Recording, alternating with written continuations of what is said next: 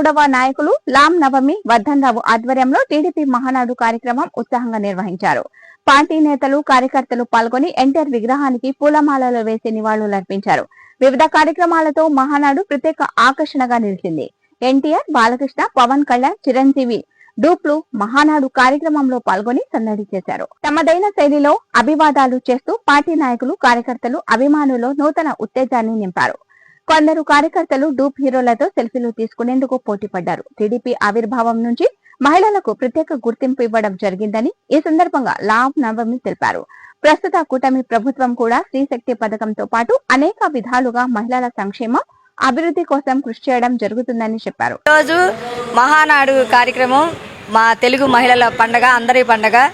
నా తెలుగుదేశం నా బాధ్యత. నా వంతుగా నేను మహిళల తరపున గుంటూరు పశ్చిమ నియోజకవర్గం 23వ డివిజన్ నుంచి ఈరోజు ఈ కార్యక్రమం 23వ డివిజన్ అధ్యక్షుడు లాం వర్ధన్రావు గారి ఆధ్వర్యంలో మేమందరూ కలిసి ఇక్కడికి రావడం జరిగింది.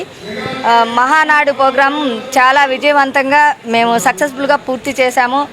అట్లాగే మాకు సపోర్ట్గా పవన్ కళ్యాణ్ గారు, ఎన్టీఆర్ గారు, చిరంజీవి గారు, బాలయ్య బాబు వీళ్ళందరూ కూడా మాకు సపోర్ట్గా వచ్చారు. వాళ్ళందరికీ నా కృతజ్ఞతలు తెలియజేస్తున్నాను.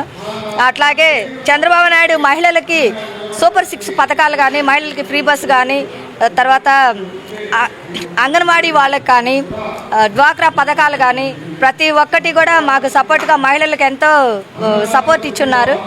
ఆయనకు మేము ధన్యవాదాలు తెలియజేస్తున్నాము. అట్లాగే మహిళలకి రిజర్వేషన్ అని, తర్వాత ఇవన్నీ ఎక్కువగా స్త్రీశక్తి, శ్రీనిధి ఇట్లాంటివి మాకు సపోర్ట్గా ఎన్నో విధాలుగా మహిళలు కూడా పురుషులతో సరిసమానంగా ఉండాలని చెప్పేసి మా కోసం చాలా పాటుపడుతున్నారు.